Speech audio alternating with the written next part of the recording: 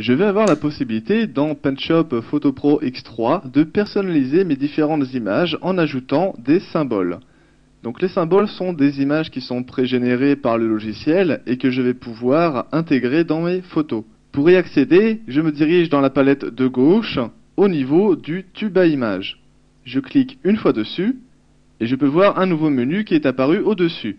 Je vais pouvoir dans un premier temps, en cliquant sur le menu déroulant, faire apparaître différents symboles en fonction des catégories.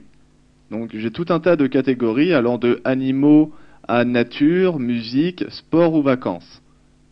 Dans cette liste, je vais donc pouvoir choisir parmi les différents symboles, les différentes images, celles que je voudrais intégrer dans mon travail.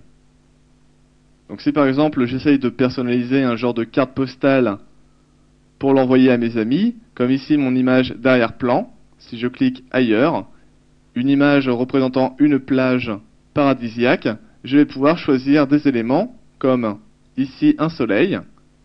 Je clique alors une fois sur ma zone de travail et je peux voir alors que d'autres symboles apparaissent. Donc en fait dans un seul symbole je vais avoir plusieurs symboles aléatoires qui vont être générés. Je vais donc faire des CTRL Z et recliquer jusqu'à voir apparaître le symbole qui m'intéresse.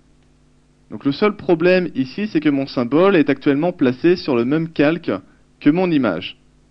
Donc si par exemple j'utilise l'outil déplacement pour pouvoir déplacer mon soleil, je vais déplacer en même temps toute l'image. Je fais donc un CTRL Z une fois pour remettre l'image en place et encore un CTRL Z pour enlever le soleil. Je reviens sur l'outil tube à image et je vais cliquer dans la palette des calques sur créer un nouveau calque. J'appuie sur OK et un nouveau calque est placé au-dessus de mon image. Je vais pouvoir à présent recommencer l'opération. À présent, en resélectionnant l'outil de sélection, je vais pouvoir déplacer mon soleil comme bon me semble dans l'image. Donc je vais le placer ici, en haut à gauche.